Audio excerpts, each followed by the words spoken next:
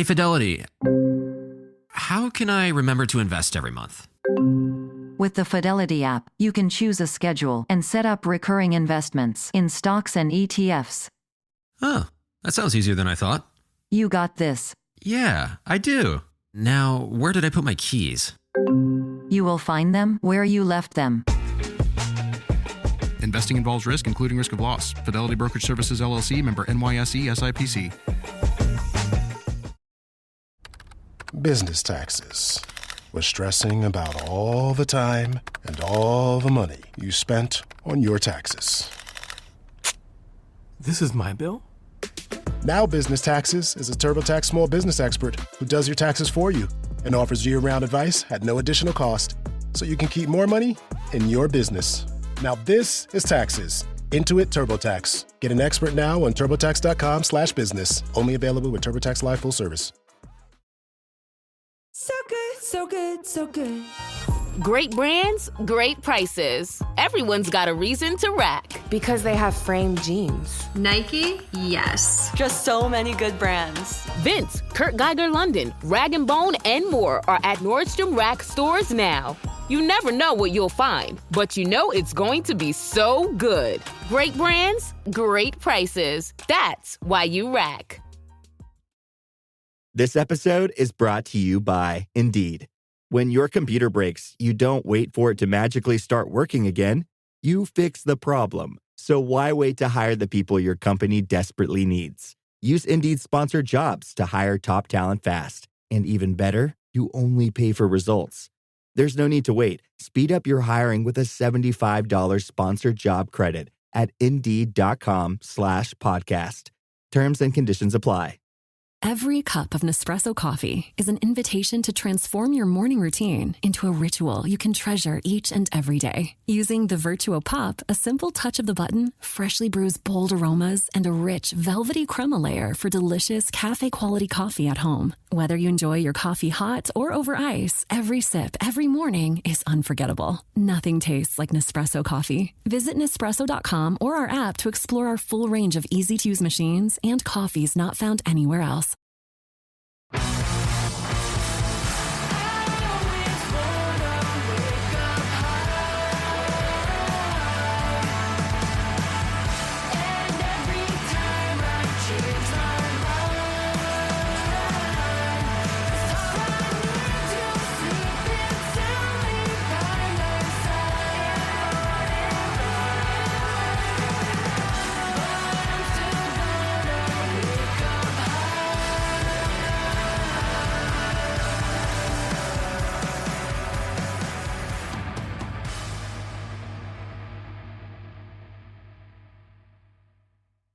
Hello and welcome to Islanders Anxiety from Lighthouse Hockey and the Fans First Sports Network. My name is Dan Saracini. Joining me on this Sunday afternoon via Zencaster is my friend Michael Leboff. And Mike, we have a lot to talk about between the Islanders games last week and the trade deadline coming up at the end of this week.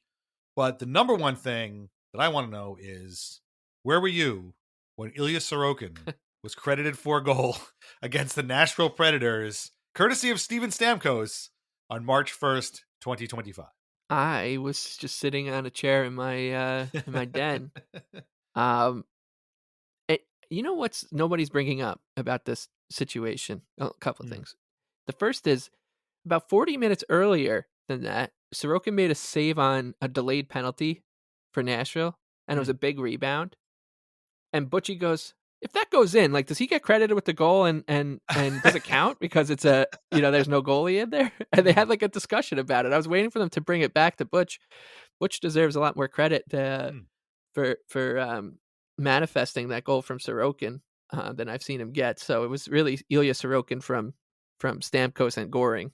Right. I don't remember that at all. That's pretty fun. Yeah, he did. It was the Islanders. Casey Cizikas had taken his second of his two customary take a penalty at the worst possible time, and they were dealing with the delayed call, and Allen, Butch, and Thomas Hickey were discussing that. That's funny. And yeah, I do. And you, the second thing I wanted to bring up about that was, and you said it right, was he was credited with the goal. I think it's hilarious that like the Michigan goalie goals are a thing that the hockey world comes together to celebrate, and and everyone's like, "Oh God, don't look away moment of this is what it's all about moment whenever this is a goalie goal, Mm. or like a Michigan or something. Even though they're becoming increasingly more, I mean, they're still obviously a unicorn, but very rare. I mean, they're becoming more common than they were. But when the Islanders do it, it's the way that it's obviously the way that it went down, and plus the way it's being worded is like he was credited with he earned a goal, and yeah, very very happy for Sorokin. Loved the quote after. I loved the way that Ranger fans freaked out that he said it. About how he was going to score before Igor, and it was a great cap to a week where the Islanders continued to do some, I should say, it capped a week where the theme of the season that we've been talking about for these 3 seasons into one or whatever it is now is that every night the Islanders find a way to do something totally crazy that you've never really seen before. And all of this just adds up to them being mediocre. So everyone thinks that you turn on an Islander game and it's 3-1 in either direction. It's boring or whatever. But if you actually watch them, you got guys going through open doors, goalies scoring goals, Rangers scoring off of the same player on the Islanders like 3 different times off of 3 different body parts. Tony DeAngelo keeps scoring for the wrong team.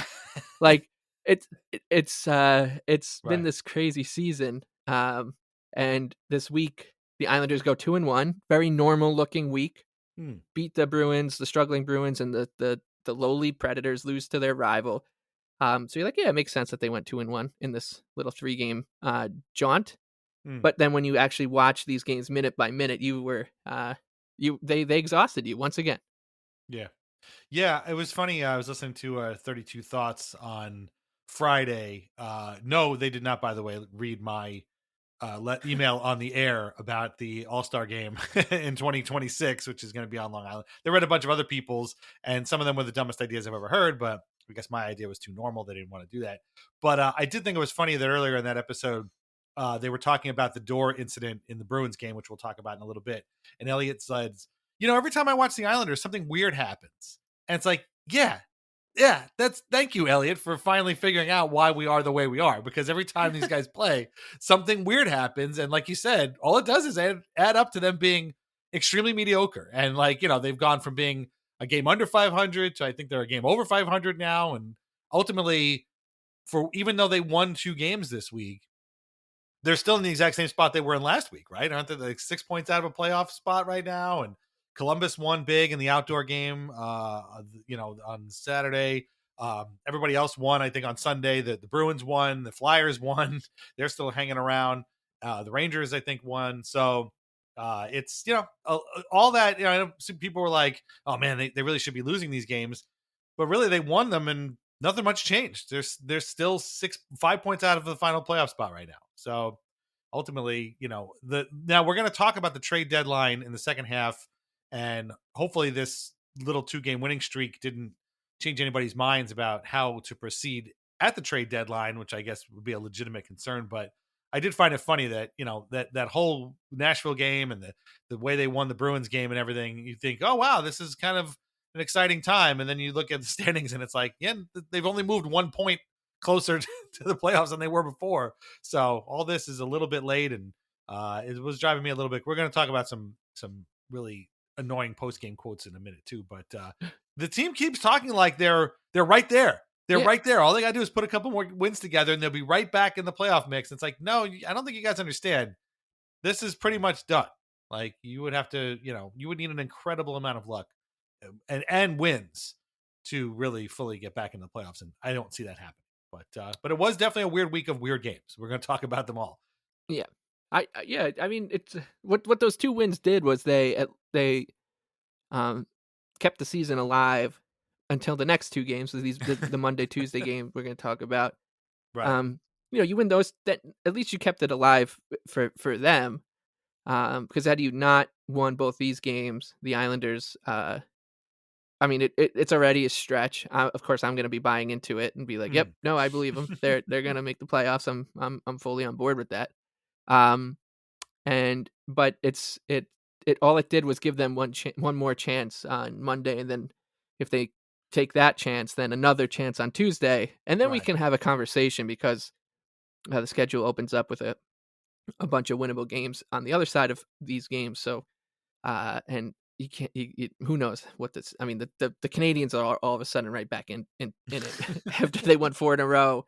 Right. The Bruins, the way that people talk about the Bruins, it's you'd think that they're 15 points out of it, but they're 2 points back after just winning. They won like 3 of 10, and they're still involved. So, the Rangers now have Calvin DeHaan, and so there's just like a lot of weird stuff happening, not just on the island, but then ahead of them too.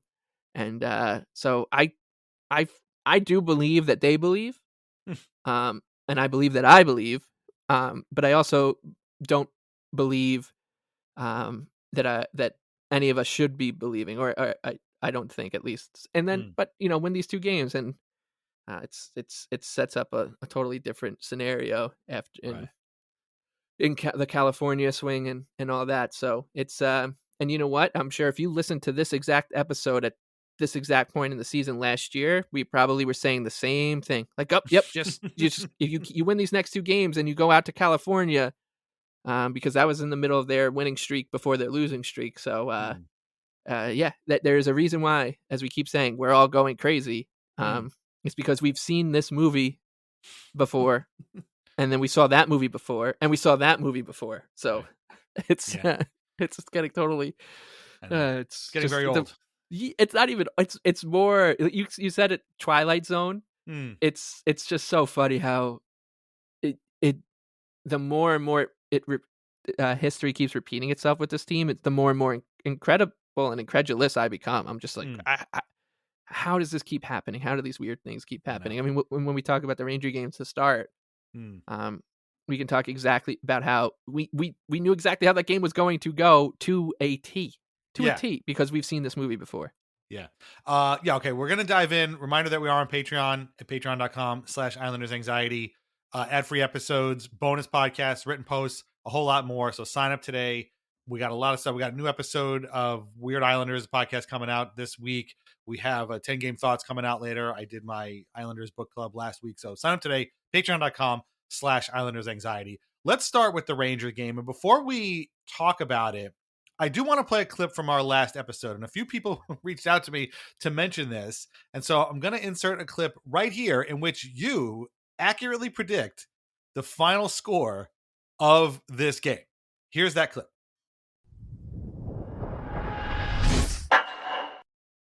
There are situations that are worse than the Islanders. There are franchises that have it worse than the Islanders, but I just don't think anyone has it weirder than the Islanders, to the point where I think that going into tomorrow, I'll be like, well, just play well tomorrow, and we'll trust the process, and everything else will take care of itself. That's not true at all. It's just not true. The Islanders could play a flawless game tomorrow against the Rangers and lose 5-1 because the Rangers get a bum 5-on-3 penalty in a 1-1 game in the third period, and then they score 2 empty net goals because they pulled the goalie early or whatever, right? And it could look 5-1, and the Islanders can outshoot the Rangers by 24. Right. And we could be sitting on this podcast next week and be like, well, they played well. They gave it their all, but they came up short against the Rangers, and it sucks.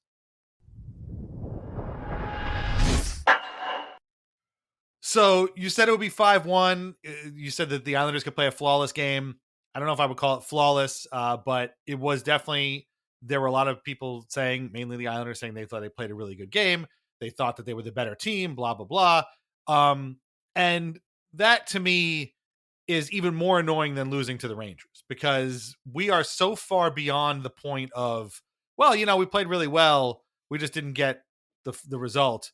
That this is where I do feel like I'm going crazy, because these guys can't possibly be this delusional to think that that's okay. Like, to just be like, oh yeah, we played all right, we just lost. Like, you lost 5-1 in a game to your biggest rival that you really needed after losing, 2 before the break, and obviously the first one after the break. And the goals against were scored by guys like Urho Vokanainen, Johnny Brodzinski, Matt Rempe. Like, these are not high profile guys. This is not Rod Gilbert out here. Like, these it's always, why is it always Johnny Brodzinski? Why is this guy always score against the Islanders? And so losing 5-1 to the Rangers at home is bad enough. People chanting Igor, when Adam Pelech, who had basically half a net to shoot at, hits the side of the net. So Shesterkin didn't even have to make a save, but of course everybody thinks it's the greatest save ever because he moved. Meanwhile, Pelech was in no danger of actually scoring there. But to me, the more annoying thing was hearing every Islander and Patrick Waugh and seeing people online saying like, wow, they really outplayed the Rangers. They were the better team. It just didn't happen for them. I mean, okay, like, so what? It's late February. Like, the time for this is over. Like, if this was, October or November, that'd be one thing. But Sorokin, we'll talk a lot about him in a little bit, made 6 saves on 11 shots, which is like sub ECHO level. So on one hand, you could pin it on him, but on the other hand, you can't be having these games, and especially when you're in the situation that they are. But the only person I will give credit in the situation is you, who correctly predicted this final score of the game. Because again, we've seen this movie before, which is a running theme for this season for sure. Yeah, and it wasn't even the final score that stands out. But the point I was trying to make was that the Islanders can play well, and they can dominate possession, have better scoring chances against the Rangers. But the Rangers' voodoo shows up in such abundance throughout an NHL season that it could just be one of those nights. And what really made me believe that was we saw the Rangers play the Penguins like 48 hours before that game, and they got outshot by 25. Yeah. They were down 15-0 in shots in the second period at one point. Yeah, and it just took one weird hop over a stick to spring JT Miller on a 2-on-1, and the Rangers basically just won the game from there. And that's how they win games. Like, we know this, and that's what's so frightening about what that game felt like before. I was pretty sure that the Islanders would play pretty well. They'd be engaged. It's a rivalry game. They know they're in must-win mode to not only keep the season, but to quote unquote, they want to quiet the waters. They want to calm the waters, Kyle, on Long Island. Steve Stale style. Brock Nelson, yeah. And if they wanted to do that, they got to win games. So I did expect a good effort, but I also expected it just to not matter because that's how it works. When it's that game, it took 3 seconds to realize how correct we were going to be in that game because the Islanders had a good first 6 minutes. They were talking about how great the pace was, and the first Rangers opportunity, just if they finally get to take a breath after defending for the first 6-7 minutes of the game, and it finds Urho Vakanainen. And you just are like, oh, well, yeah, this is going to go in. And then the second Brodzinski goal, I can't remember if it was the first or the second, but there was one where Sorokin was looked like he was sliding. Yeah. He was sliding out to Spionk or something. And when you watched the replay, you saw that it hit off of Scott Perunovich's skate blade. In between the skate blade and the ice, it almost looked like, and it bounced the puck it was just.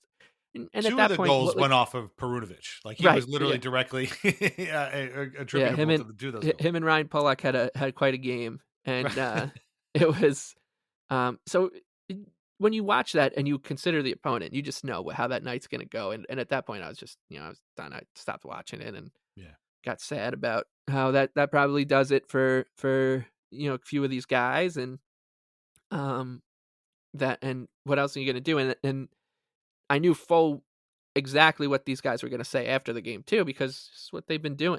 No matter if they blow a 3-1 lead with 3 minutes left and lose in regulation, or they get dummied 5-1 by the Rangers, if they think they played well, they're going to tell us that they played well, and we're just going to be like, you got to be kidding me, because as we keep saying, at least once an episode, we say, you lost that privilege about 3 months ago. Yeah. When you said it the 8th time after the 8th feel bad loss or drive you up a wall loss, whatever we've been categorizing these losses as. So it was an immensely frustrating game, and it only became more frustrating to look back on later in the week with how the Rangers have the season long tantrum from the Rangers has continued. And I was thinking when this, as they've now hitting scratching players for trade related reasons and trading other folks. All I could think about after watching them do these roster machinations is that, dang, they lost to a team that fully has like just they've pulled the plug. Like they're done. They don't want to. It doesn't matter if the Rangers do anyways, because they can be trying to lose and find themselves in the Eastern Conference Final. But that's the team that they lost to 5-1 and on home ice. Yeah. So yeah, this when it becomes clear that this era is over of the Islanders in 2037, we're gonna have to look back and we'll have to list out like the 10 worst losses of it. This one would probably crack that top 10 with the way it made me feel after. So It's possible. So 2037, when Lou Lamoriello was 102 years old. Yes. Whatever it is. Yeah, I could see that happening. Yeah, this I turned the game off after the second period. I turned it off. I'm like, these guys aren't going to come back. It's 5-1. And from what I understand, Cal Clutterbuck on the MSG broadcast went into something about you need to have a response. You need to have some, I think he might have used the word retribution. I'm not even sure. And I was like, okay, let's see how that plays out. And then I checked the score again, about 20 minutes later, and it was still 5-1. There was literally no change in anything. I looked in the box score. There was no fights. There was no penalties or anything like that, really, outside of just what looked like a normal period. And so I was like, all right, well, I guess everybody really took that to heart. Obviously, I don't think they have MSG on in the locker room or anything, but it was just the kind of game that I just was like, I don't want to watch this anymore.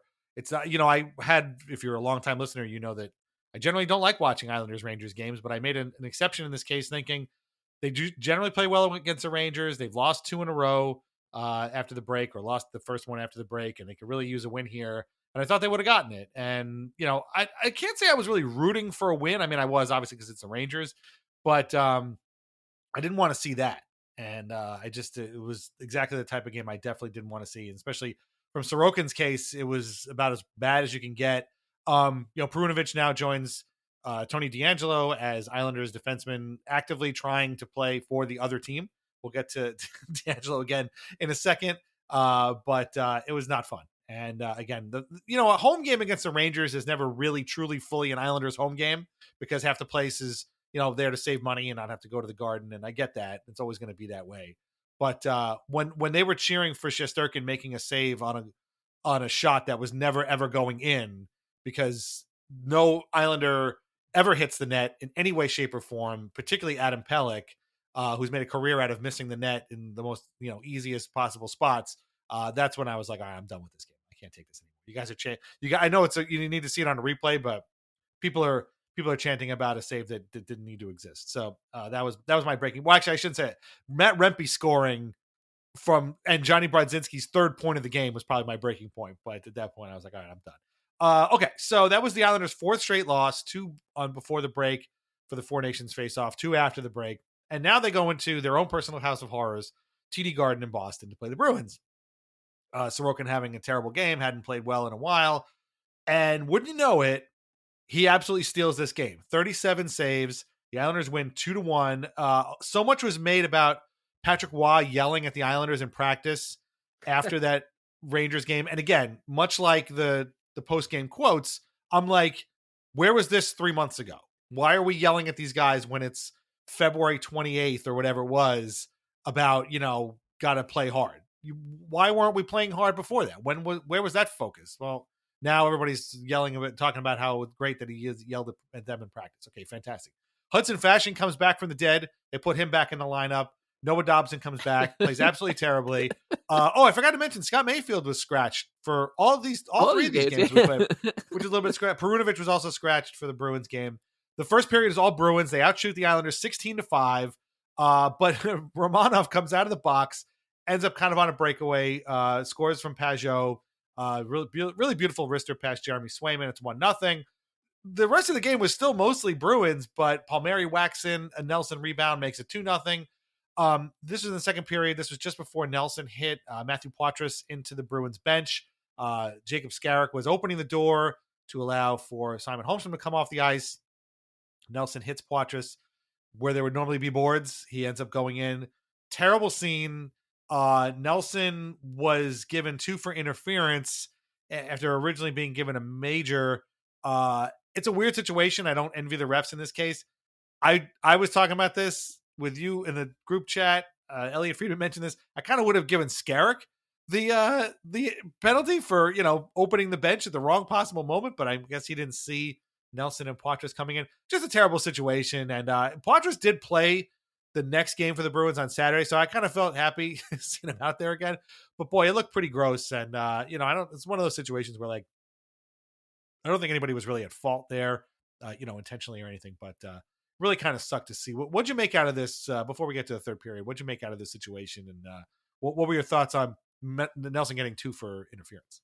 The Islanders have had, as we keep saying, things happen in games that you just are right, kind of never see at a loss for, trying to make sense of, and this was certainly one of them. And I'm not even just talking about the play of Poitras going through the door that Jacob Skarek opened, and will likely be his most memorable NHL moment, which is something else entirely. But the way that the fallout from the play is what was more bizarre to me, because everyone's going to focus on and that's the right thing to do as a human being. Everyone's going to focus on the player, the injury, the bizarre scenario that happened, but no one's going to realize that the Islanders end up getting that penalty.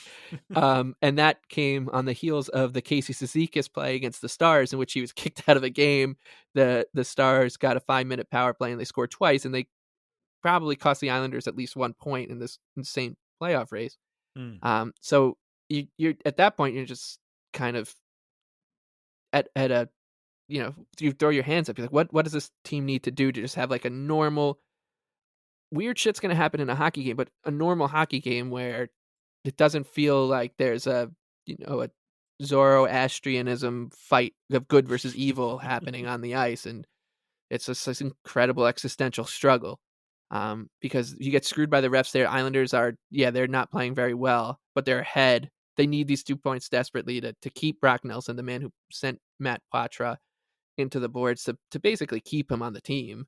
And they end up getting screwed on that penalty in a scenario I've never seen. You can't just stop a game and say, we missed something, so we got to go look at it, and someone got hurt, so we got to make sure that if the Bruins know we got their back. It was just absolute bizarre scenes. And it's that game was the most normal of the 3 that they played this week too, I think.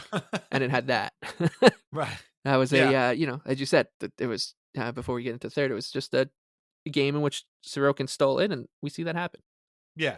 I was gonna say it's normal in the sense that goalies steal games. Like, that's how it works, right? And this was been a long time coming for Sorokin to steal a game like this, but he did, and it was nice to see, particularly after the Rangers game, because the third period was mostly Boston again.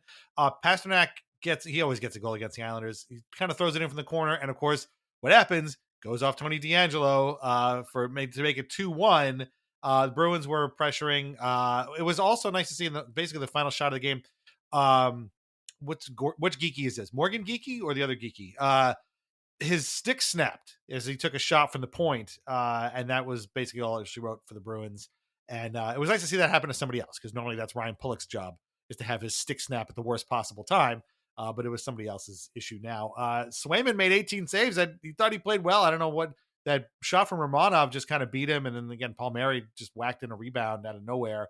And I wrote here on my notes, stupid feel bad win, because it was sort of a feel bad win because, they at this point really should be losing games, but it was also kind of a stupid win because where was this again 3 months ago? Like, where was the game stealing? Let's just, pull it out of our ass because we need the points team before, when it, when it wasn't too late, when you were still kind of in it. And I know they're still kind of in it now, but this is not helpful. It really wasn't. And as much as it's nice to beat the Bruins, it's not as much as it's nice to win in a place where you don't win that often. This was kind of a stupid win. Like, it was just sort of a dumb thing it's a dumb place for them to win at a dumb time, when they really should be kind of focusing on the trade deadline. But that being said, I can't say I didn't enjoy it. I did kind of enjoy it in a nostalgic sort of way for this team. And it was nice again to see. The one guy I was really happy for was Sorokin, because he really, after making 6 saves on 11 shots 2 nights before, to see him make 37, some of them really, really terrible, hard to make saves, really made me feel good. And I'll talk about Sorokin in a minute, but like, what'd you make of the game overall? Would you agree that it was kind of a stupid semi feel bad win? Yeah, I thought in the right after the game ended, that's how I felt. I was like, all right, this is remember how we talked about that Sharks win, and we're like, it's just going to be a footnote in the season unless you guys go ahead and win the next 5 or whatever they ended up doing, which they did. And all of a sudden, that Sharks win becomes important, and that's how I feel about this one, which was, I don't really know how I feel about this win until we see what happens on Tuesday, which is what the situation the Islanders have put us in as fans, that you don't even know how to feel after something as straightforward as a 2-1 win against the Bruins in regulation. Right. Because which you should just don't feel know terrific. It should feel great.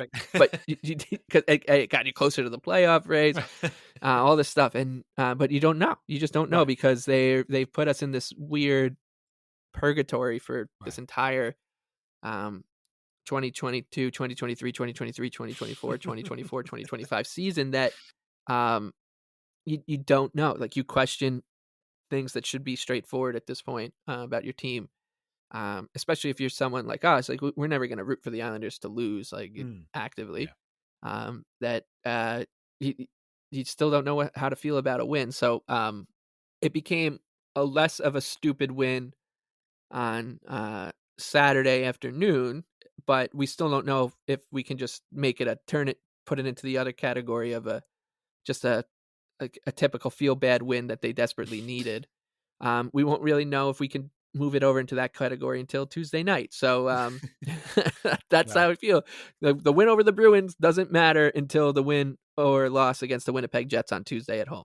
That's where this team has put me. No, you're 100% right. And you could even say that, and might as well get to the final game, which we talked about off the top, for Saturday's game. A game that frankly should have felt terrific, did in a couple of different ways, but ultimately ends up kind of making you feel a little stupid, because we don't know where this is going to go until Tuesday. This was, of course, a 7-4 home win against the Nashville Predators. My hot take was that the Islanders would beat the Predators, so I was also right.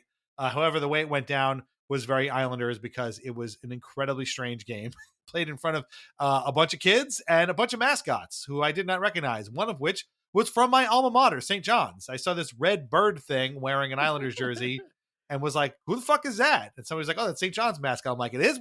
What happened to Thunder the horse? When I was there, it was a horse. They swapped out for a bird. Well, anyway, congratulations to St. John's on winning the Big East for the first time since Chris Mullen was on the team. Whatever. My friend texted me. He's like, hey, congrats to your Johnnies. I'm like, what'd they do? I had no idea.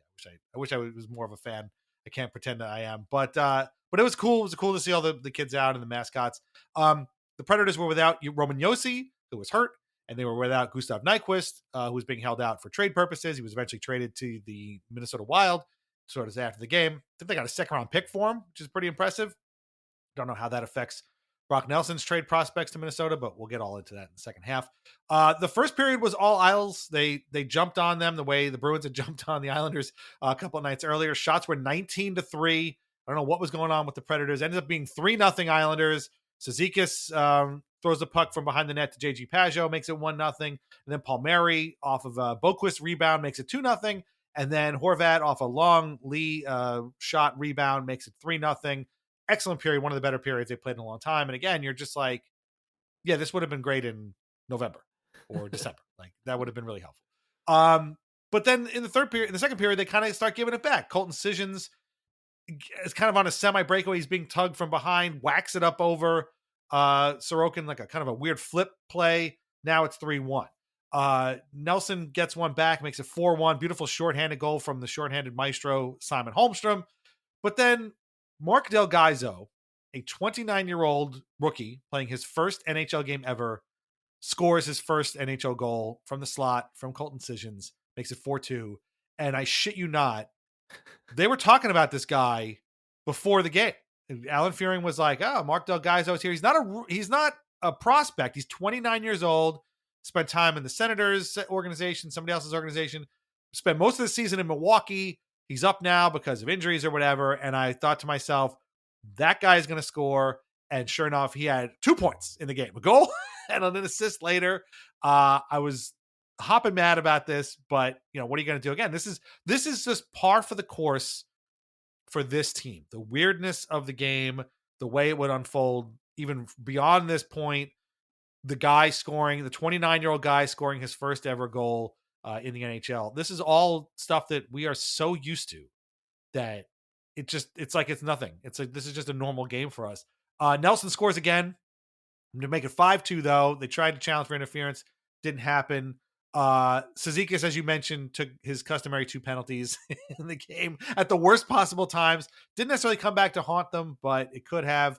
Cizikas scores in the third period from Hudson Fasching, again, back from the dead, makes it 6-2. Cole Smith gets 2 goals because he's the new Craig Smith, I guess, is Cole Smith. He gets 1 tip in and 1 wrister in another really embarrassing goal. I just wrote preseason ass goal in my notes here because looked like Sorokin just sort of bailed on it. He was just whatever. Ends up making it 6-4. And you're like, oh, come on, really? We're gonna do this. We're gonna give up the tying goal in a minute and a half here to Nashville, and we're never gonna beat these guys ever. But then it happens. Sorokin makes 2 saves, 1 with the pads, 1 with the blocker. Puck ends up on the stick of Steven Stamkos. He turns around to throw it to the point, goes past the defenseman, all the way down for an empty net goal. It's credited to Sorokin. Not the most exciting goalie goal you'll ever see, but the first Islander, I guess, since Billy Smith to get credit. First Islanders goalie since Billy Smith to get credited for a goal. I was in the building and I looked this up, January 2nd, 2001, to see Jose Theodore score an empty net goal from his crease in a 3-0 Montreal Canadiens win over the Islanders. That was one of the greatest and also one of the saddest moments I've ever witnessed live at an Islanders game. It was a terrible game and a terrible era for this team. And seeing him score a goal like that was like, wow, that's really cool. Also, that really sucks. And this was better than that, although, again, not quite as exciting. My favorite part of this whole thing was Romanov being the guy who laughed the most. His smile on his face was bigger than anybody else's because it's his bro, his boy, and you can see Ilya smiling through the mask, and it was great. Everybody's giving them a hug. But then the guy wasn't even one of the first 3 stars. Nelson had 2 goals. I forget who else had the other 2 stars, but one of them was not Ilya Sorokin. So I thought it was kind of funny. He had a line about how he knew he would score a goal before Igor did. That was kind of funny too. So all told, it should have been a feel-good win, and in a lot of ways it was. But not to keep sound like a broken record, but we're way beyond this point of wow, that was great. Let's use this as a springboard now. I mean, again, you got 1 point closer to a playoff spot that is becoming more and more unlikely every single day. So as much as I would love to have enjoyed this game and did sort of in the moment, thinking back, you're just I don't know, is it really going to matter come Tuesday when, the phone calls start happening and maybe some of these guys start disappearing? I mean, these might've been the final 2 goals in the history of Brock Nelson and the New York Islanders. You never know. And then you're going to look back at this game and it's going to completely change how you interpret it and how you feel about it. So I don't know, but in the moment, I got to say it was a fun game. I'm glad to have been right. And I'm glad to have seen Ilya Sorokin get credit for a goal in kind of a weird way. I'm not happy to see another 29-year-old rookie score his first goal against the Islanders, but what are you going to do? I guess it's the trade-off we'll have to make. What'd you make of this game? It was maybe the weirdest game in a week of weird games, right? I think we could say that. Yeah, absolutely. And it started great. My brother and his 2 kids were there. And it just felt like what when you watch other teams have their kids' days, because they're not they don't turn inept during matinees. That's what it felt like, and it was very feel good. And they also, they showed these potential next gen fans what they were signing up for, which I appreciated. They gave an honest account for themselves. Yeah, it's when it's fun to be an Islanders fan, but don't worry, we're also going to make you sweat through what ends up being a 7-4 loss with a 7-4 win with our goalie scoring a goal in it. So right. it sounds like it was just a party, but was not. We're gonna take some dumb penalties. We'll turn pucks over at the blue line and make you sweat just enough for this to consider. Maybe I will just follow the NBA or baseball or just not like sports at all, and don't blame you. It ends up being a win that now sets up the. I promise this will be the last time we say it, but a week and really a 2-game stand that's it. Like this is the regular season. We said at the all last episode that these next 4 games were the last 4 games of the regular season. I forgot about the Winnipeg game, so it was really 5, but we got no clarity, which is another theme of this season. No matter if the Islanders win or lose, those results really don't provide any clarity at all towards where they are going this season and where the season is going to end up. And I would say that this win muddies the picture more than any other result that I've seen from them this season because of how they won. I don't really know if the Islanders played well, if everybody at this game was kind of just like, they're out of it. We got to win this game, but we're not that good of a team. Adam Boquist is playing for us. He wasn't an Islander that long ago. Either. Same with Tony DeAngelo. This guy Mark Gatcomb is here as well. Hudson Fasching is back from the dead, as you said. I have a theory that he's just not on their salary cap, like he's just not on their books, because this whole time that he's been out, right? I don't know if he was ever put on long-term injury reserve or anything like that. I don't know if they made the necessary roster moves to clear space for Hudson Fasching to be on the team. But He's I think been, that hanging around. Basically, Gary Bettman's bean counters are calling Lou and hey, Hudson Fasching, is that? I don't know what you're talking about. Hudson Fasching retired from the NHL, and hangs up the phone. That name's got to be made up. I mean, come on, that's a ridiculous name. Give me a break. Yes, I remember Hudson Fasching from the late '70s when I was at Providence College. But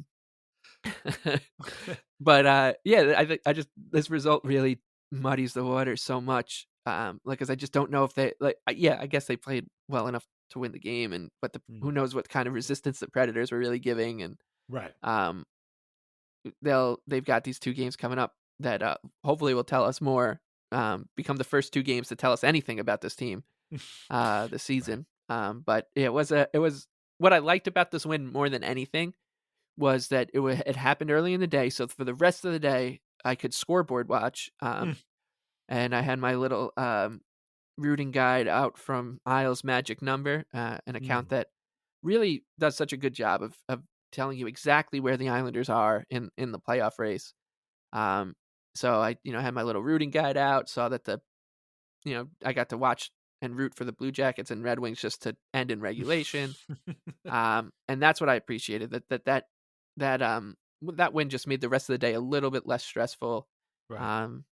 Which was nice. And my father-in-law was in town, so spent time with him, and it was in a much more, peppery mood because the Islanders didn't blow a 3-0 first period lead to the Predators. Their goalie scored.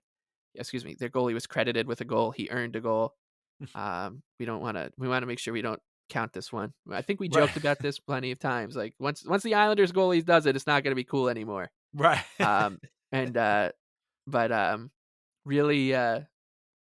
A really confusing week in which they went 2-1 and gained, as you said, gained a point in the playoff race. But I will say, if you want, the silver lining, if you're like me and do want to see them just kind of go down with the ship, try to make the playoffs, the Red Wings have a really tough schedule ahead of them. Who knows what about the Bruins, Senators, Blue Jackets, and Canadiens, Rangers, Flyers, they're all on competing with the Islanders for a reason, because they probably have their own Islander-y problems. So, that it did keep them alive for now. But if they don't continue to win over these next 2 games, then we can finally, I think, draw a line through it. But not dead yet.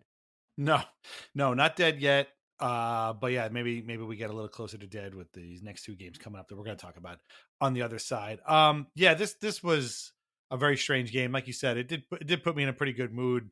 As long as I didn't think about all the other implications. One thing though, I do want to talk about Sorokin, aside from the goalie goal, because this is a week that in a lot of ways, he's kind of like the main character, right? He starts out terribly with that absolutely awful game against the Rangers, redeems himself by straight up stealing a game in Boston in a very rare win for the Islanders. And then against the Predators, not that he was only at fault, but like you said, I mean, they started terrific. They ran the Predators out of the building in the first period, and then Nashville spent the next 40 minutes basically just working their way back into the game and could have gone sideways at any moment, especially when Smith scored those 2 goals. And then he ends up sealing the win with an empty net goal that he gets credit for, that, he didn't really do anything differently than he normally would. And so in a lot of ways, this was his week. He's not going to win NHL's first, second, or third star again. He wasn't even the first star of the Predators game in which he scored that goal, was credited with that goal. And I just, at this point, I'm kind of coming around to this idea of like, who is Ilya Sorokin? Like, who is this guy really? And, he's played 236 games, all with the Islanders. He's starting with the 2020-21 season in the bubble where he could really, actually it was the year before where he was in the bubble. He couldn't play. We now have 5 almost full seasons with this guy. And he signed the big contract. Obviously, this is the first of the 8-year contract. And every time he has a bad game, people are like, this guy just isn't it. He doesn't have it. This is why you don't sign goalies to this kind of contract. This is crazy. And every time he plays really well, it's like, oh my God, thank God for Sorokin. If not for him, where would this team be? Friedman likes to talk about getting Sorokin, when he just basically steals games, which he has, very rarely, hasn't happened that often in the last couple of years. And I think what we're going to have to do is come to a consensus that this guy is kind of a little bit of a flaky guy. Like, I think, and I don't mean that in a bad way. I think he's just the kind of guy who is going to have shitty games. He's going to give up 2 shitty goals in a 3-2 win or something like that. He's not a guy that we know personally very well. A lot of that has to do with the language barrier, but I think he's just sort of a quiet, private guy. If it wasn't for Romanov, I don't think we would know anything about his private life at all. The fact that, these guys are buddies, they're bros, they hang out together. We know a lot about him through his friendship with Romanov and to a certain degree Varlamov, but we don't really know anything about him sort of personally. We may never know anything about him personally. I think he's also a guy who kind of needs a capable backup to give him a couple of days rest. Again, I don't think that that's necessarily a crime. This isn't 1979 anymore. This isn't, where guys are playing 78 games. I was looking at Mike Liut's numbers the other day, and he, there was one season where he played 68 games or 70 games or something like that. Like, this is not that era anymore. And I don't think that's necessarily a problem. Now the Islanders are going to have to find that guy. It's not Jacob Skarek. It might be Marcus Hogberg, but he's hurt. It definitely was Semyon Varlamov. He is, again, in the phantom zone. We don't know where he's at these days. And I think we're just going to have to come to grips with, this is who Ilya Sorokin is, a guy who can steal games, a guy who can steal you a playoff series, but a guy who's going to give up the occasional shitty goal and look sometimes like he would rather be anywhere else, and who needs a capable backup to every once in a while just give him a couple of days off to reset, and then he can come back and be the game stealing guy again. Just in general terms, this season, previous seasons, whatever. I mean, am I crazy to think that we're just going to have to live with Sorokin's little proclivities here and there, and just he's the best option they're going to have going forward? Or, do you think it's maybe we're being too harsh on him, or maybe I'm giving him too much of a leash here? I don't know. What are your thoughts on Sorokin overall as a player? I mean, it feels crazy that we're at the 236 game mark of this guy, because in a lot of ways it feels like we're still learning about him for the first time every single time he plays. It does feel that way, actually. The one thing I say is they showed a graphic of his numbers next to Igor's numbers since Sorokin came to the NHL, and they were basically identical outside of the wins. But I do it's this. I think you can a lot of times can just profile goalies, and he fits one of the profiles, which is a guy who can get white hot, and then he'll have a couple games that he doesn't, and then he'll have games where he gets white hot, and I don't think that's that abnormal for a goalie, right? In the NHL, I think people make it out to be that it is. He's like this weird, never before seen type creature that has games where he's so good and then can't carry it over into the next game. I remember watching Chris Osgood in thinking that when he came to the Islanders, and that was, obviously a monumental season for the team and for me personally. And I remember he had that reputation of just being a guy who will occasionally just let in, someone just flips a wrister from, Aki Berg just flips a wrister from the blue line, and it just like he just whiffs on it. Right. And you just got to live with that. And I feel that's a little bit like Sorokin is right now. The other thing I will say, we just talked about how we don't know anything about this team. Like, can you imagine playing as a goaltender behind this team? That's another thing too. He is dependent on the defense for sure. Yeah. Yeah. You show up to work and you like, all of a sudden you're like, is that Grant Hutton again? And what? Is this guy? Right. Yeah. And who's he sitting next to? I've never seen that guy before. And that other guy, wasn't he playing for my old team in Russia like last week? So I don't know. I tend to just think he is like an NHL goalie right now. Like that's just what he is. But he's shown in the past that he can be much more than that. He finished second in Vezina voting like 2 seasons ago. Right.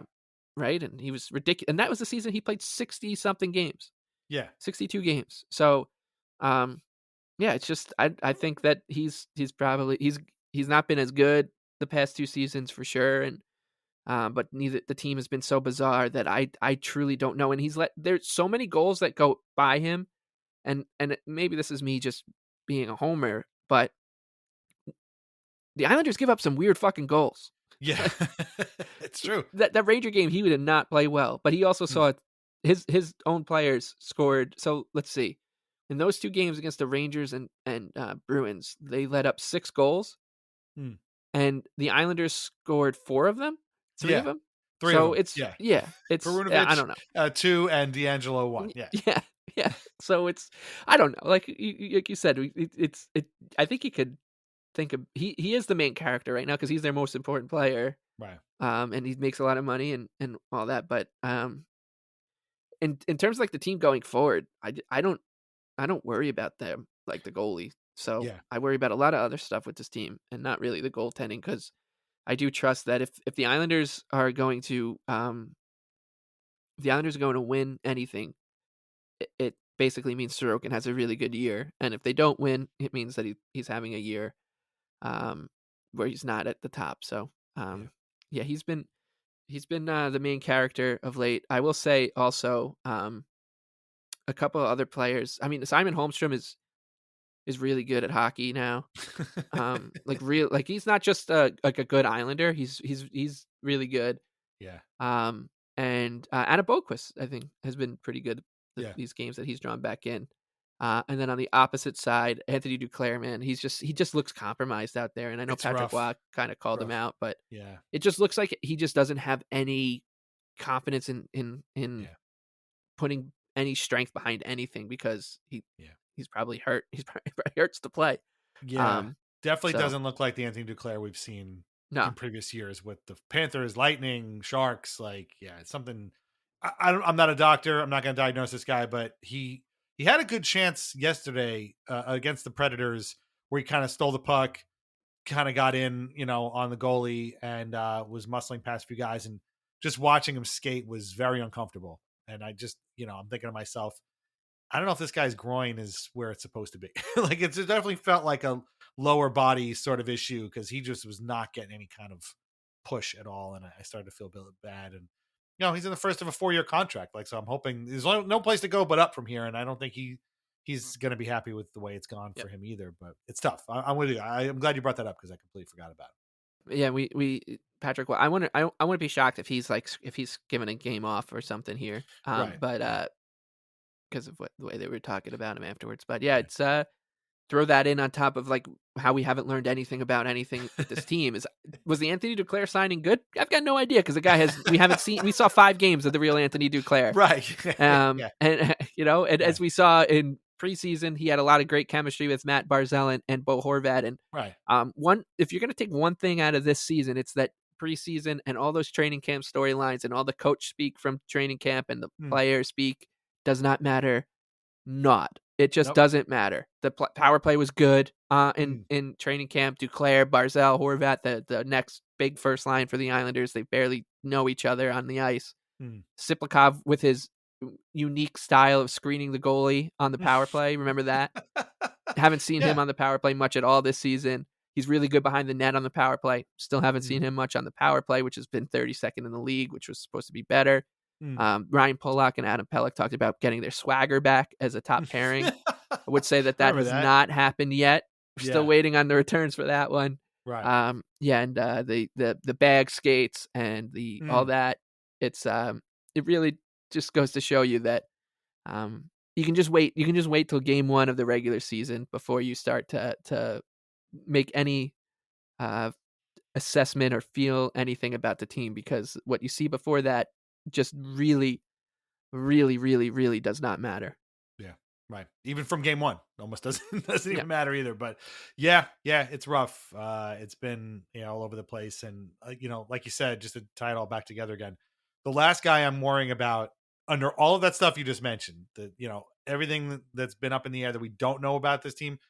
I realize, and you took the words right out of my mouth. Like, the last guy I'm really worried about is Ilya Sorokin right now, because I feel like if this stuff had been straightened out, he would also be back to his Vezina finalist, or at least vote getting form, and hasn't really been that way this season. But I mean, what about this season has been normal? All the guys they brought in, even Siplikov, it's been, we spent 3 months talking about how great he is, and he's cooled off significantly.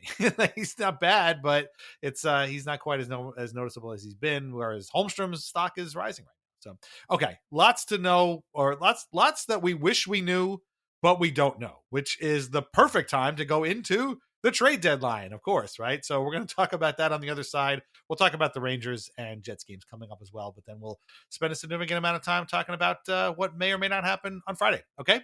Meet us on the other side. Thanks. And now, a word from our sponsors. First is always VintageIceHockey.com, where you can get t-shirts, hoodies, jerseys, and more featuring over 100 classic hockey logos. Vintage Ice Hockey now carries a full line of Islanders Anxiety merch featuring our blue and orange brain logo, as well as our Al Arbor and the Island shirts. And as always, our portion of the sales go directly to the Center for Dementia Research. That is VintageIceHockey.com. Try wines from the Pinot Project. They offer a Rosé, a Pinot Grigio, and a Pinot Noir that was named a Top 100 Best Buy by Wine Enthusiast magazine. All are delicious, priced at less than $15 a bottle, and available at local wine shops and at UBS Arena. Learn more at thepinotproject.com. Please drink responsibly. Life is made up of many gorgeous moments. Cherish them all, big and small, with Blue Nile. Whether it's for yourself or a loved one, Blue Nile's unrivaled selection of expertly crafted fine jewelry and statement pieces help make all your moments sparkle. Blue Nile's experts are on hand to guide you, and their diamond guarantee ensures you get the highest quality at the best price. Celebrate a life well lived in the most radiant way and save up to 30% at BlueNile.com. That's BlueNile.com. This episode is brought to you by Progressive Insurance. Do you ever find yourself playing the budgeting game? Well, with the Name Your Price tool from Progressive, you can find options that fit your budget and potentially lower your bills. Try it at Progressive.com.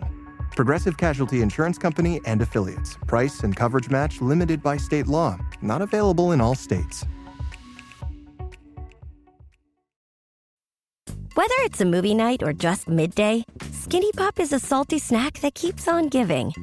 Made with just 3 simple ingredients for an irresistibly delicious taste and a large serving size that lasts. Deliciously popped, perfectly salted. Skinny Pop, popular for a reason. Shop Skinny Pop now. Okay, so we want to get to trade deadline stuff. So we're going to leave the West Coast trip for next week. They are in San Jose on Saturday, Anaheim on Sunday, and then at LA on Tuesday. Bit of a different schedule for the West Coast trip, but we're going to leave all that stuff later. We are going to talk about the games against the Rangers on Monday and then the Winnipeg Jets at home on Tuesday. Monday is a 7 o'clock start at MSG. Tuesday is a 7:30 start at UBS Arena. Needless to say, these are two teams that the Islanders have seen recently, in the Rangers case very recently, and lost kind of in unfortunate and embarrassing fashion against both of them. It goes without saying that, wins here would be, I think, good for the fan base, but maybe kind of not good for the long-term outlook for the team. Again, we're going to talk about the trade deadline in a few minutes. I don't know. I don't know what to make of this team. Let's say they win both of these games. What does that mean? I mean, they're going to move another point closer to the playoffs. If they lose both of them, then the decisions for the trade deadline are fairly easy. But even if they win, the decisions should be pretty easy. So, like you were saying before, we won't know really much until Tuesday's game is over. That being said, again, having seen this team lose to both of these teams recently, it would be nice to see a couple of wins here. I can't lie. I hate that I can't root for this team to lose. I just literally don't have that software installed in me. I can't be like, man, they need to lose these games and then get mad if they win them. Like, if they beat the Rangers 3-0 on Monday, I'm going to be happy because they beat the Rangers at the Garden. If they lose, well, then that makes it just easier. So weird couple of games. And then they have 3 whole days off. And then the trade deadline is on Friday. That was a lot of words to just basically say, I don't know what to make of these 2 games. Where are you at? I mean, I think we're both kind of in conjunction with each other that we know so little about this team that any result from these 2 games is probably not going to make anything any clearer. And we won't know what the direction will be until Friday, or maybe a little earlier once the trades happen. I think, these 2 games are basic elimination games for the Islanders. I think they can maybe get away with 3 out of 4 points, but they desperately need. They can't lose any of them in regulation to make you think that they should not try to do something. I think at the trade deadline, but I don't. Who knows? Like, here's what my nightmare is that the Rangers have made these moves. They've traded Ryan Lindgren and Jimmy Vesey to the Colorado Avalanche, and then they are trading Riley Smith. They're holding him out right now. So they're they're selling off their free agents, and getting guys like Calvin DeHaan back. So you can already pencil it 1-0 Rangers because DeHaan will certainly score for them. Right. But you can actually make it 2-0 because this is my nightmare scenario, which is that Ilya Sorokin did say he wants to score a goal before Igor. Oh no. Yeah. First thing I thought about after that was, oh God, Ilya, man. We play them on Monday. We play them on Monday, man. So yeah, that was really kind of jarring. I don't know if he might be playing tonight. They're on a back-to-back. They play the Predators Sunday night, so hopefully he's playing. But anyways, I once again, the Islanders could just completely dominate against the Rangers, but the Rangers might show up and score a couple more goals off of Scott Perunovich, who's actually a healthy scratch, but they still somehow find a way to score against him. The Island, you just never can feel confident. But I will say, if they do beat the Rangers on Monday, like that game against Winnipeg it's just massive. Yeah. It becomes the biggest game for them this entire season because of what's waiting for them on the other side. And the Jets have been really good this season. The Islanders did play well against them in that loss. But you look at what's going on, what's to come for the Islanders, and you can envision a way that, oh God, like they could turn this into a situation where you look up and they're in a week or two, well and truly in a playoff tussle with Detroit, Columbus, Ottawa, whoever, because it's Rangers, Jets, then they play a back-to-back against the Sharks and Ducks. So yeah, not a full guarantee. There's nothing guaranteed with this team, but 2 winnable games, even with the Ducks playing better. Then it's LA and Edmonton at home, Florida, but then it's Pittsburgh, Montreal, Calgary, Columbus, Vancouver. There's just winnable games there. So it's I don't know. It's but it all hinges on that there's a game against the Calgary Flames on March 22nd, and I think that's another matinee game. And that game has the potential to be absolutely horrifying, but it also has potential to be the most meaningless game right in the NHL's, maybe in the history of the NHL. So, yeah, it's we'll see. I don't know. I have an idea of how these things go because they're playing the Rangers. If they go pear shaped for the Islanders, you know what it's going to look like. But hopefully, they can find a way to just win that game and keep themselves alive for another day before the couple days off before the trade deadline. Yeah, it's hard to know. Like, it's hard to know. And like we said, I mean, they could win both of these games, trade everybody right after, the Winnipeg game. They could lose both of these games, trade everybody right after the Winnipeg game. They could win one of them, trade everybody after the Winnipeg game, or any of those things happen, and they could not trade anybody. And I think this is where we can get on to the trade deadline itself. We'll start with the Islanders, and then we'll move on to some, guys around the league, some of whom have already moved around, as you've said. It feels like we've been talking about this all season, but we are now at the actual decision point on guys like Brock Nelson, Kyle Palmieri, to a certain extent, JG Pajot, to another extent, maybe a Ryan Pulock or an Adam Pelech, guys with term that might help a contender as the Islanders look to change things up and go in a new direction and start a new era. Any one of those things is possible. Anders Lee is only going to have 1 year left on his deal after this. And he's had a 20-goal season, so I could see a contender wanting him. Any one of these things could happen, but the closer we get here and the more the Islanders sort of, go about their normal business of talking themselves up after losses, talking themselves up after wins. Lou Lamoriello saying absolutely nothing. It was so funny. Pierre LeBrun put out an article at The Athletic, like his sort of annual talk with Lou Lamoriello, and Lou said literally nothing. Like, if you sought this out and read it, I know Lou never says anything, but normally he says stuff while also not giving away anything. This time he just didn't say anything and didn't give away anything. So it's impossible to know what he's thinking.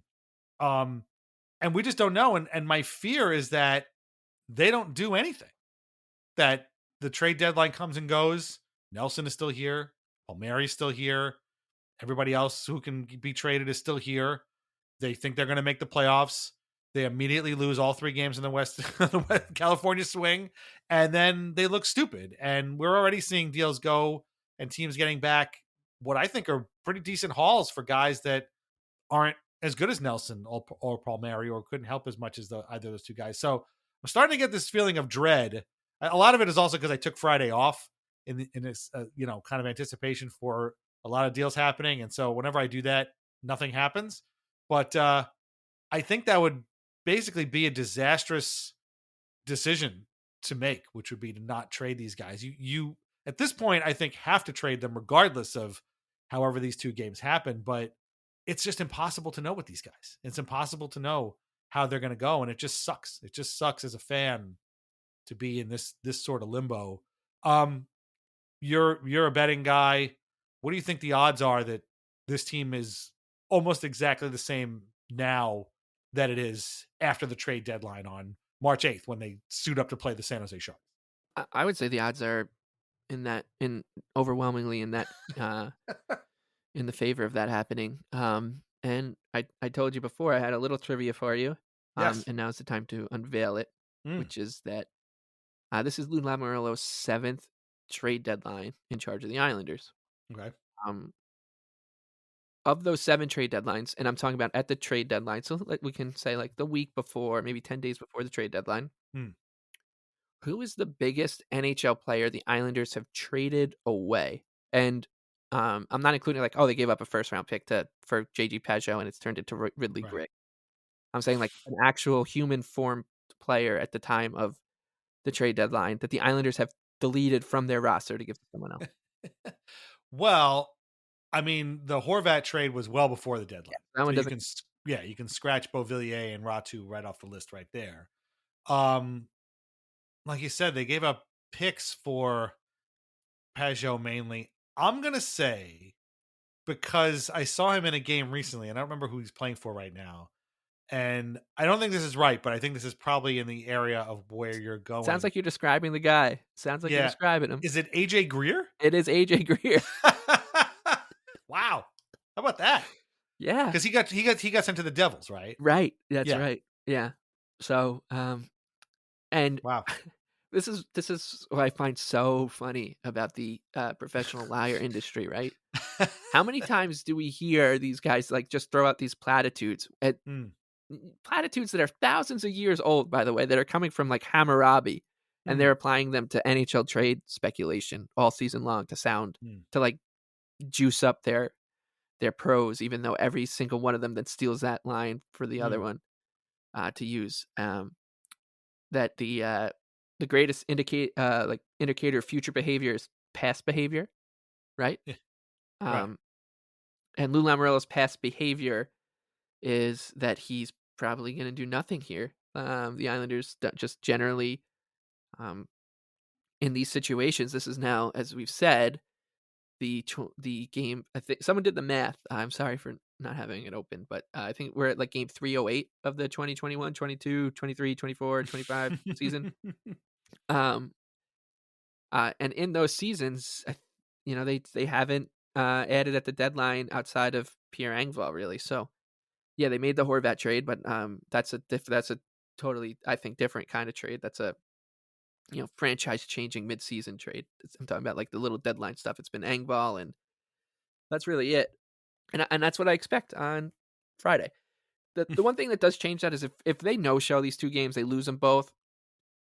Maybe we see some fireworks, but I don't know. And frankly, as you said, like it could if the Islanders don't trade Nelson, they don't trade Palmieri, they don't do anything, and then these guys do walk, like at the end of the season, it is a bit of a disaster. Maybe more of a PR disaster than an actual like right. The Islanders are screwed disaster. But if I don't know what's better. No, none of us know what's better for the team if they do just bring back one or both or whatever.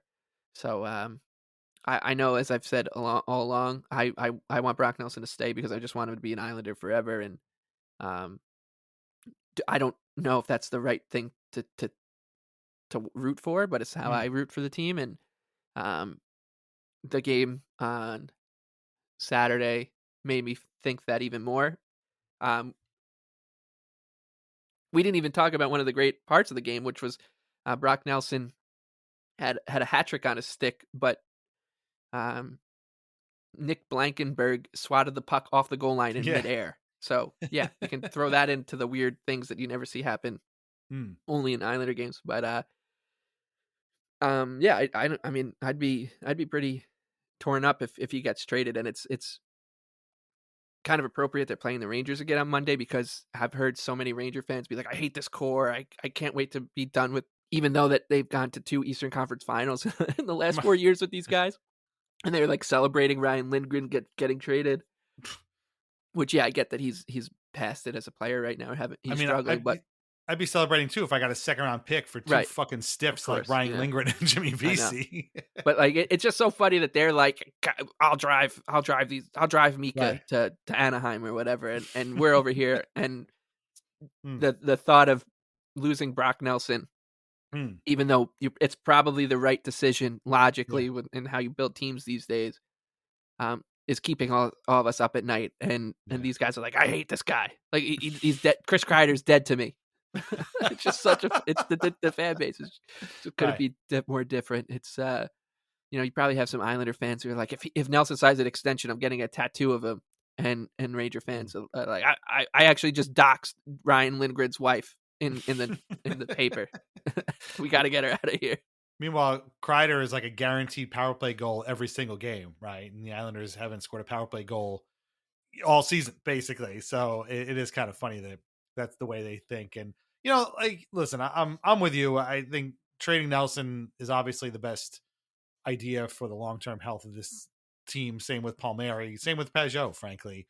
Same with maybe Pelican Pollock or whoever. But even if those guys are here and they end up signing them, then at least it would be clarity, right? Like you would be like, okay, well, they're going to keep Brock Nelson and they're going to, let him ride out the rest of his career as an Islander. And then you're like, okay, well, we can scratch that thought off of our worry list and then worry about something else. But it's just the not knowing that really sucks. And like we've been through trade deadlines before.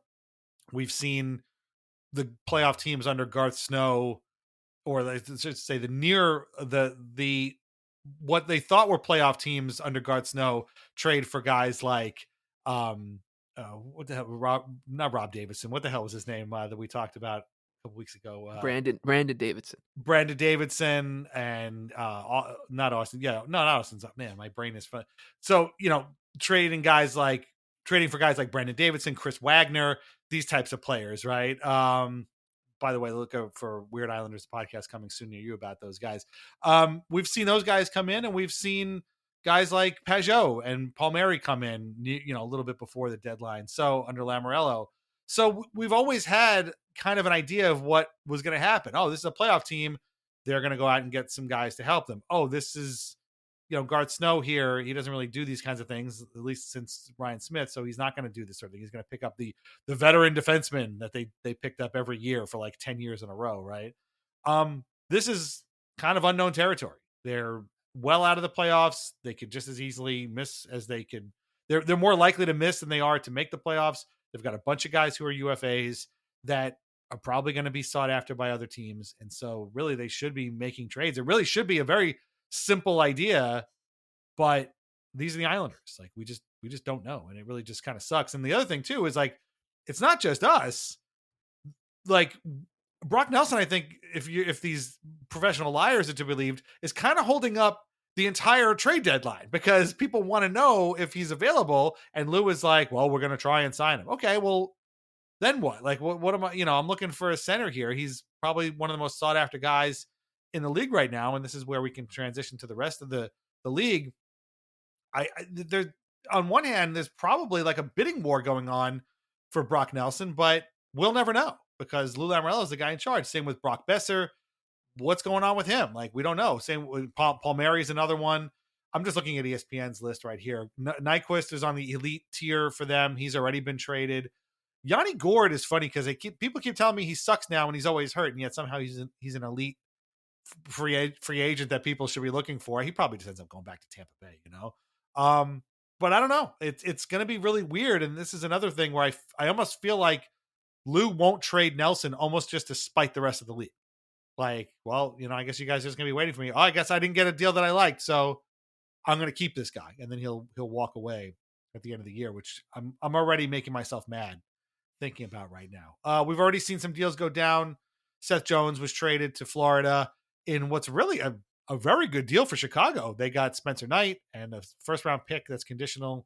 I think it's a pick for next year, but still, like, it's a first round pick. Like, that's pretty good for Seth Jones, who's, kind of falling apart here. Lindgren, like you said, has been held together by Scotch tape and spit. He's been traded. I don't know what Colorado wants in this guy. I certainly don't know what they want in Jimmy Vesey, but the Rangers get a second round pick and Calvin DeHaan and some other guy out of it. DeHaan stinks, but that's something for a guy who is falling apart and a guy who was eating popcorn half the season. So that's the kind of thing that happens when you're the Rangers, right? The Islanders aren't going to get that kind of luck. The Predators already traded Nyquist, like we said. And there was another deal that I can't think of right now. And then there's the Mikko Rantanen situation where the Hurricanes apparently are, maybe trying to trade Rantanen because he doesn't seem to want to sign there. They've offered him this, incredible deal and he doesn't want to take it, I guess. So he might get traded. Another guy's holding up the works here. This could be a very exciting trade deadline, or it could be a complete dud. And none of these guys go anywhere. And Rantanen just stays in Carolina. He signs or he doesn't sign, and he signs someplace else. Elias Pettersson could get traded. Probably just stays where he's at. Brock Besser could get traded. Apparently wants to stay in Vancouver. There's a bunch of Flyers who don't want to be moved. Scott Lawton is one of them, wants to stay. And then there's the Nelson situation. So I don't know what to make of this. I mean, listen, I know you guys don't come here for like in-depth NHL knowledge, but I'm looking at these numbers and these names, and I'm just like, I don't know what to make of any of these guys. Every team has a they send out the party line to all these the Professional Liars Incorporated, and Buffalo's is that they're nervous. For some reason, Buffalo's okay with everyone's talking about how nervous they are to make a trade. Well, because every time they trade a guy, he ends up winning the Stanley Cup, right? It's so good. It's so they're like, oh, the Sabres they really need to shake it up, but they're also scared, so they might not. Right. Staios obviously is calming the waters still. I mean, the biggest story right now, one of the biggest stories right now, aside from Rantanen, is teams are trying to reunite the Shen brothers. Oh my God. Okay. And like, am I supposed to care about this? Like, are these guys is this like Gordie Howe playing with his sons now? Like, I'm supposed to be excited about the Shen brothers being reunited somewhere? Which tells me that the Leafs are probably the team that's trying to do it, but right. All these teams are trying to reunite the Shen brothers. All these teams that we watch every day. So you got that. Then you got the like, if you watch the Rangers, every time they make a trade, the entire insider industry plus their beat writers all say the same exact thing verbatim, so you can tell where like that's coming from. Right. It's really funny how these things are kind of controlled, except for the Islanders, because it's a vacuum of silence, and everyone has to kind of fill in the blanks with what there is the party line, which is like, oh, it's Lou Lamoriello, you could do anything, we're not going to know until it happens. But it really does allow everybody this playground to rumor monger. Whereas like these guys like being told their marching orders. Let me know how I should feel about this Rangers trade. You've been scouting Will Borgen for years. Got it. Does that have anything to do with the fact that he's been in the same league as you? Of course you've been scouting him for years. He's a player in the league you play in. 3 weeks ago, Noah Dobson was like, the top of everybody's trade board because he changed agents or whatever. And now it's like, oh, he was hurt and now he's back and it's probably fine. He's not going. But yeah, I mean, it's then of course the Vancouver situation. Oh my God. Which is its own thing. What I am rooting for, I like kind of just, like I said, my Nelson stuff, how I feel, but is that Rantanen does get traded, because I would love to see how everybody just continues to carry water for that guy down in Raleigh, the Tulski, because he might like next time he should just learn that you can negotiate to extend to talk with these guys and be like, are you interested in playing in this place? And what I've loved is that people have stepped in front of like the bus for him and been like, no, it's not his fault. Rantanen just needs to process this trade that happened a couple months ago. He's just confused. He's just like looking around, his head spinning, but nobody's saying that about, the other guys in the trade. Marty Nate just looks like he's processed it just A-okay. He's scoring every night for the Colorado Avalanche. Right. Meanwhile, Rantanen's walking around in his socks and bathrobe in North Carolina being like, where's Nathan McKinnon? Where's Cale Makar? What happened to me? Was I abducted by aliens? Yeah. That's how they make it seem. It's so great. Right. It's like a breakup, Kyle. Right. And then there's the Duck situation. Well, Pat Verbeek as a player, right? So you think he doesn't know his room.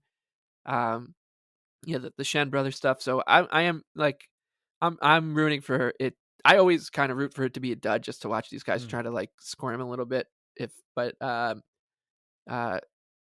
What we do know, the cold hard reality of the trade deadline is that the Rangers will just like end up walking into some sort of, they'll turn Peter Regan into Igor Shesterkin, right? Which is we've uncovered how that happened already. So the Panthers already made that move for Seth Jones, but then you get like the Lightning and the Knights, they make the trade and they're like, oh my God, everyone's so excited. Because these teams that do this every year did it again. But it's a day I always try to take off. Try to take off from school. And I got to watch the Ryan Smith trade go down live on Trade Center on my old computer, which was, I will never forget that, and I'll never forget James Duthie being like, "We're hearing that he has been traded to the New York Islanders."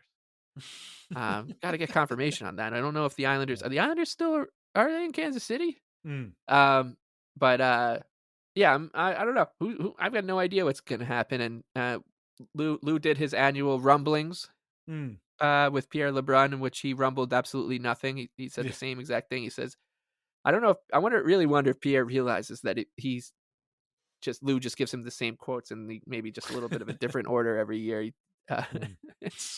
It's pretty incredible. But yeah, I got no idea what to expect. But I do, like I said, I do know what I'm rooting for, which is that Rantanen situation, because it'll be just so fun to watch. Yeah. And the other thing we do know too is that, you know, Kyle Dubas once again is just, he's so far ahead of us in terms of how he's approaching the deadline and the team, and he's looking to get younger, but also stay competitive. Okay, ask the other 31 teams if they would like to do that too. Yeah.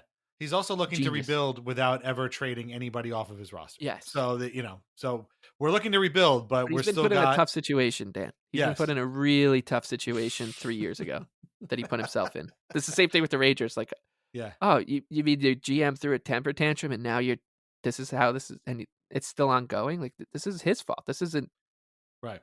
It's not too complicated here. We don't need to throw out proverbs to like make sense of what's going on with New York and Pittsburgh. It's pretty Occam's razor here. One guy's just not doing a good job. The other guy's having a temper tantrum. He's actively in the middle of throwing a brick through a window. So it's not that hard. Yeah. The Canucks are just a soap opera.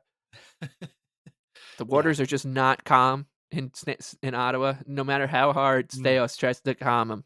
Yeah. They're just not that calm. Also, you may be shocked to find this out, because I was. This took me by total surprise. I did not see this coming at all. It turns out that the Oilers are having goalie problems. I mean, I couldn't see this coming. Did anybody see this coming? The Oilers have been such a paragon of goaltending structure and solidity for so long that Stuart Skinner has a bad game here and there, and seems like he might not be the right man for the job. Are they panicking about this? Are they gonna make a panic move? Are they gonna make a desperation move? Maybe it'll be John Gibson, the guy who has been traded every trade deadline for the last 10 years. Yeah, that's bizarre, man, to hear. And crazy. You know what else is interesting is I don't think the Flyers are getting very good goaltending right now, nor are the Carolina Hurricanes. So but they're, once again, the Flyers. Danny Briere is preaching patience. So he's not looking to do anything rash. They're looking down the line, and they will continue to do so until they start winning games more than they lose them. And then we can say that the rebuild is over. Meanwhile, the Hurricanes, they're a smart organization. They see things we don't, so they're not too worried about their goaltending. And the other thing you can always book at the trade deadline is Jim Nill will trade for some guy who's very European, and he's got a very European last name, and he ends up being really good for the Stars. So that'll happen too. I think what we're trying to say is we have absolutely no idea how this trade deadline is going to go, but we have every idea of what it's going to sound like from the professional liars brigade as they try to navigate a day in which they don't know what's going to happen either. We've already heard the talking points. We just told you what they all were. And that's what's going to be like if you watch the Trade Center thing or the Sportsnet thing during the course of the day. You're just going to hear this stuff over and over and over again. The panels are going to be great. We go to the goalie panel now. Yeah. Let's go to the insiders. And it's Drager, LeBrun, Bob McKenzie making his annual appearance, and usually one other person on their phones, like, so. It's just, and you know what, we're making fun of it, but we're going to be watching it. Obviously. Oh yeah. Of course. And we probably swore off it every year, but we'll be there watching it, getting mad. Then I'm particularly excited to hear who these guys think are going to be on the Olympic rosters in Milan, because that'll be 3 different segments. We now bring in Jason Strudwick. We just found him at random Tim Hortons. He's going to give us his picks for Team Canada 2026. My favorite thing is when they talk about the Canadian Stanley Cup drought. And they say that, there were all these cups that were won, I guess 6 out of 10 years in the 70s, and then I think it was 6 out of 10 years in the 80s. No, 7 out of 10 years in the 80s. And then there's like a 4-year gap in the early 80s that somehow every year goes unaccounted for. They don't know what happened. The league maybe stopped playing. maybe all the NHL teams ended up in the Bermuda Triangle. We don't know what happened, but there was a 4-year gap between 1980 and 1983 in which Canadian teams didn't win the cup. And it's really weird that they never talk about what happened during that 4-year gap. So that's my favorite graphic that goes up every year. It's like the Canadian droughts of Stanley Cups. It's a mystery. It's a mystery for each. We can't figure out what happened there. This is a deep cut, but I'll never forget reading a trade deadline like preview like 6 or 7 years ago by Sean McIndoe when he was still at Sportsnet, and he was like ranking the biggest trades ever. And he, after the Butch Goring trade, he's like, I don't really understand why this one is labeled like the poster child for good trade deadline deals. And I just wanted to, I don't know why I came across that article again recently, but I did. I think I might have been looking something up about Butch during the game, and like that came up in my search results, and just thinking like, oh well, yeah, no, I guess probably because he won 4 straight cups after they traded for him, which hasn't been done in any North American sport since. But yeah, I love that part of the broadcast. That'll be fun.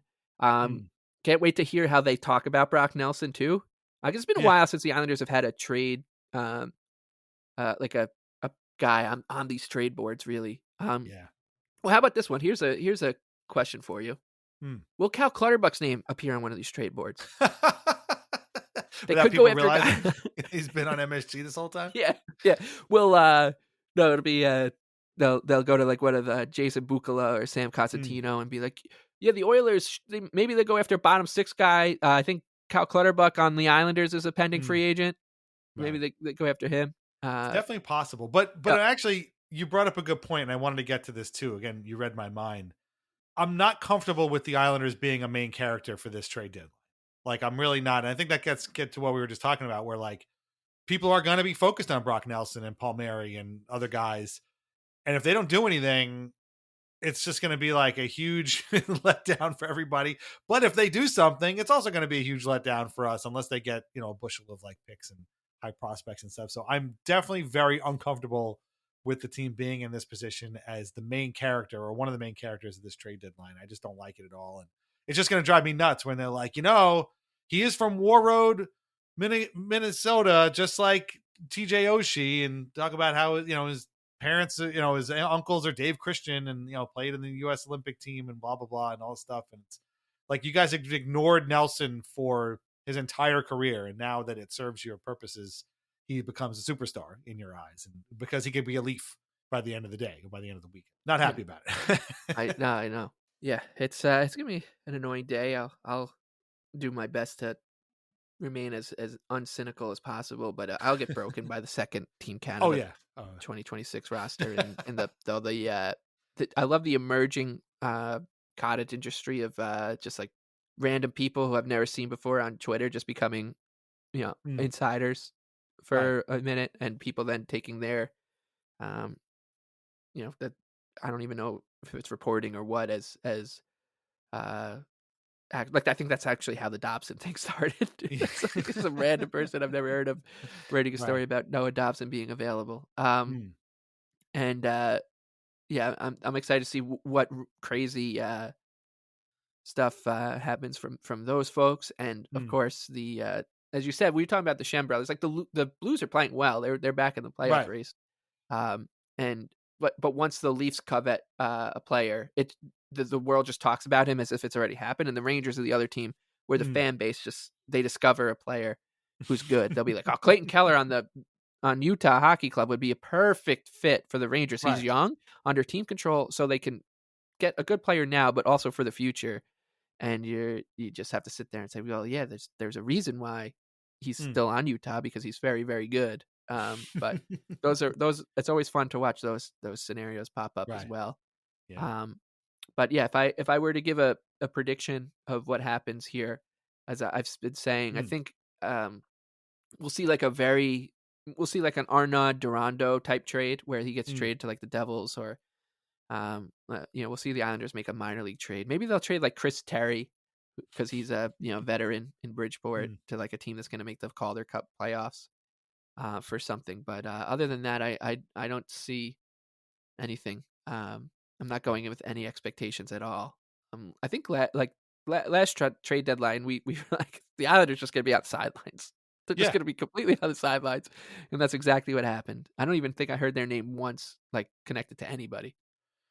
Yeah, I don't think they did anything No, last they year. made their big splashes. They Right. traded for Robert Bortuzzo and Right. got Mike Riley off waivers. Well, it was Patrick Waugh. That was their big. Right. And then the year before was Bo Horvat. And again, those were both January moves. Yep. So I don't know. Again, part of me thinks that the Islanders roster as it is constituted right now could be 50% different on Saturday when they play in San Jose. But the other part of me, the larger part of me, thinks that it's going to be the same guys. And there's not going to be any change whatsoever. And the only guy who's going to move this offseason or this trade deadline is going to be Riley Smith. Like that's it. He'll get traded to some team that needs depth scoring, and then he'll be a scratch for them too. So I don't know. It's really weird, and I don't like it. But we're gonna have to suck it up. I don't think this has really illuminated anything for anybody. But if you're feeling weird about this trade deadline, just know that you're not alone. And it could always get worse because the TSN panel can always throw it to the guys at Bar Down, which make everything infinitely worse with their quote unquote comedy stylings. So that's all I can tell you right now. Yeah, they're ranking rumored trade deadline players. They're comparing them to Halloween candies. Yeah, or their hat style on the way into the game or something like that. Yeah. So I'm definitely not looking forward to that. That's usually when I get up and go to the bathroom or get something to eat. It's like, we're going to Bar Down. Okay, bye, and then I leave. However, I do have some good news in that on Friday we will have a brand new episode of Weird Islanders, the podcast, and it's one of my favorite ones that we recorded this year. It's with a friend of mine who I love getting on. We talk about a guy who the Islanders did trade at a trade deadline with another guy who we've already done an episode on. So it was fun. It was a fun time to revisit. And I will tell you this, if you are a longtime Lighthouse Hockey reader and listener to the show, you will definitely want to listen to it because this man, for better or worse, was a bit of a celebrity around Lighthouse Hockey for a couple of years there. And we had a great time revisiting him. And it is the first episode of Weird Islanders that we've ever done that includes one of my favorite things, which is the celebrity endorsement of a local car dealership, which is never not hilarious. And this is no different. This man really puts in a great performance in this local car dealership commercial. So there's your Friday. So if you don't want to listen to the Trade Center or Sportsnet, whatever trade deadline show, we are there with a brand new episode of Weird Islanders, the podcast, for you to enjoy. And I promise you will enjoy it. We will be back next week. We're going to record on Monday because the Islanders play at 9:00 Eastern time on Sunday, which is 6:00 local time in Anaheim. So we're not going to record that night. We'll record on Monday and we'll talk about whatever happens at the deadline, whatever happens in the first two games of the Western trip. I'm busy Thursday, but if something crazy happens Friday night, maybe we'll throw something quick together. We'll see if we're both wrong and the Islanders do make some earth-shattering moves. Maybe we can figure something out. But otherwise, we'll be back on Monday, and we'll talk about how things shook out, both at the trade deadline and the first two stops on the California trip. Sign up at patreon.com/IslandersAnxiety for ad-free episodes and bonus content. We're on Spotify, Amazon Music, Apple Podcasts, everywhere you get your podcasts. Please leave us a review where you can. We really appreciate it, especially you guys on Spotify. I see your comments. I appreciate them. I don't know how to reply to you, but I do see them, and we thank you. They are great, so please keep them coming. Anywhere you can leave us a review, please do. Our theme song is Morning Haze by Family Dinner. Listen to more of their music on Spotify. Check out their album, God Looks Out for Fools. Read Lighthouse Hockey every single day for your most up-to-date Islanders news and discussion. Islanders Anxiety Podcasts are part of the Fans First Sports Network. Learn more at fansfirstsports.com. I just found out that Fans First Sports has a account on Blue Sky, which I did not know. So check them out there too. Shop VintageIceHockey.com. Try wines from the Pinot Project. Mike, where can everybody find you on Twitter? The Big Lebowski with 2 E's. Follow Mike at the Big Lebowski. We have talked now for an hour and a half. We have come to absolutely no consensus or understanding of what the hell just happened this week or what's going to happen this coming week. Yeah. But do you have any final thoughts on what's a very, we've seen a lot of like weird sort of limbo times with this team, but I feel like they're really sort of just floating in space right now. Like it's really just, we don't know where they are in the standings. We don't know what they're going to do at the trade deadline. We don't know if they're winning, losing, playing well, playing poorly. It's enough to make your head spin. But I mean, do you have any sort of like final thought on where they're at in this very strange time? I think it's right. Like you just said it. We haven't learned anything. We don't even know that we're not going to come on here and say like the Islanders should do this. They should trade Brock Right. Nelson to Winnipeg for first and Brad Lambert. Like we don't know. So we're not going to say that stuff because we just don't know what it's going to look like. We don't know what the best course of action is. We don't know if trading these guys sets the Islanders back 10 years or turns them into a bona fide contender for 5 years to come. And yeah, we don't know all that. Like there is a week this season, and it feels like eons ago now, where the Islanders were just plucking random defensemen from different parts of the hockey universe, whether it be waivers, the St. Louis Blues, or the KHL. And that feels like it was totally normal, and that's how weird the season was. That like I look back, I'm like, yeah, of course the Islanders picked up Tony DeAngelo, Adam Boquist, and Scott Perunovich in the same week. Because that's what they're supposed to do. So I've got no idea if things will get weirder or if they'll get weirder this week. But I also don't know is it weirder for the Islanders to do nothing or is it weirder for the Islanders to do something weird? So all those answers will likely never come. Well, we're kind of guaranteed to have at least some answers next week. I promise you, at least about the trade deadline stuff, about where they are in the standings, might still be up in the air. But we will talk next Monday. The episode will come out Tuesday, and we will analyze all of that stuff that we've just spent this whole time talking about. Please join us then. Thank you very much for listening, and we'll talk to you soon. Take care. Bye-bye.